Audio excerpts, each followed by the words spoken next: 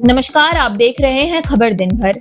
देसी खबर वाला झारखंड पर रोज सुबह 6 बजे आने वाला आपका खास कार्यक्रम, जहां आपको मिलती है झारखंड की बीते 24 घंटे की सबसे जरूरी और काम की खबरें, आसान भाषा और देसी अंदाज में।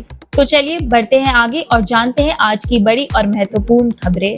धनबाद एफसीआई गोदाम से गरीबों का अनाज चोरी, सीसीटीवी में कैद हुई वारदात। धनबाद के बरमसिया स्थित भारतीय खाद्य निगम एफसीआई के गोदाम से गरीबों के लिए रखे अनाज की चोरी का मामला सामने आया है, जहां सीसीटीवी फुटेज में 4 मोटरसाइकिल और स्कूटी पर बोरियां ले जाते दिखे। फुटेज में यह भी साफ हुआ कि आरोपी ट्रक और बाउंड्री वॉल का सहारा लेकर कई दिनों से संगठित तरीके से चोरी को अंजाम दे रहे थे। एफसीआई प्रबंधक चक्रपाणी सिद्धांत ने घटना की पुष्टि करते हुए कहा कि जांच शुरू कर दी गई है और दोषियों के खिलाफ सख्त कार्रवाई होगी। गरीबों के अनाज की चोरी को गंभीर अपराध मानते हुए किसी को बख्शा नहीं जाएगा। घटना के बाद इलाके में आक्रोश है और स्थानीय लोग दोषियों की जल्द गिरफ्तारी की मांग कर रहे हैं। जमीन घोटाला मामला, पूर्व मंत्री एनोसेका और पत्नी मेनन को 7-7 साल की सजा। सीएनडी एक्ट उल्लंघन से जुड़े 15 साल पुराने जमीन घोटाले मामले में रांची स्थित सीबीआई की विशेष अदालत ने पूर्व मंत्री एनोसेका और उनकी पत्नी मेनन एक्का को 7-7 साल की कठोर कारावास की सजा सुनाई है।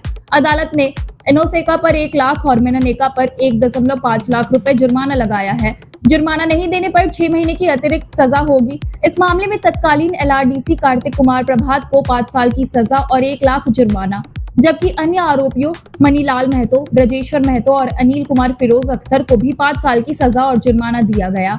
जांच में सामने आया कि एनोसेका ने मंत्री रहते हुए फर्जी पते का इस्तेमाल कर पत्नी के नाम पर हीनू, ओरामांझी, नेवरी और चुटिया में आदिवासी भूमि खरीदी थी, जिसे अदालत ने अवैध मानते हुए सभी आरोपियों को दोषी ठहराया। करम पर्व से पहले महिलाओं को मिलेगा मैया योजना का तोहफा। करम पर्व से पहले झारखंड सरकार महिलाओं को बड़ा तोहफा देने जा रही है। मैया सम्मान योजना के तहत 50 लाख से अधिक लाभार्थी महिलाओं के खातों में 2500 रुपए की 13वीं किस्त भेजी जाएगी।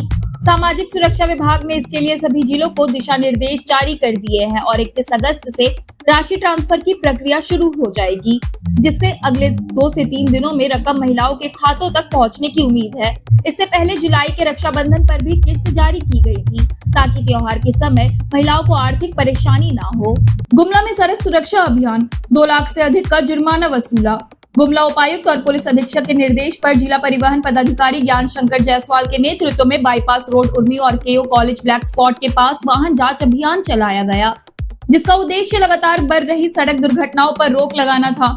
अभियान के दौरान बिना helmet, triple riding, pressure horn और मल्टी टोन हॉर्न का इस्तेमाल करने वाले बाइक, ट्रक, हाईवा, कंटेनर और पिकअप वाहनों की जांच की गई। साथ ही बीमा, ड्राइविंग लाइसेंस, परमिट, पॉल्यूशन और टैक्स जैसे दस्तावेज नहीं पाए जाने पर 2,05,500 रुपए का जुर्माना वसूला गया।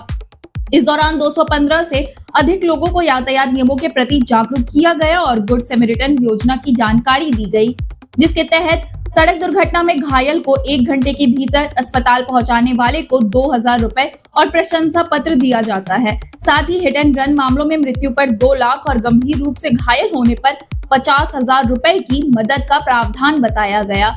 अभियान में जिला परिवहन विभाग की टीम और पुलिस बल मौजूद रहे। देवरी में छात्राओं से छेड़खानी के विरोध में हिंदू संगठनों का प्रदर्शन, थाना घेराव।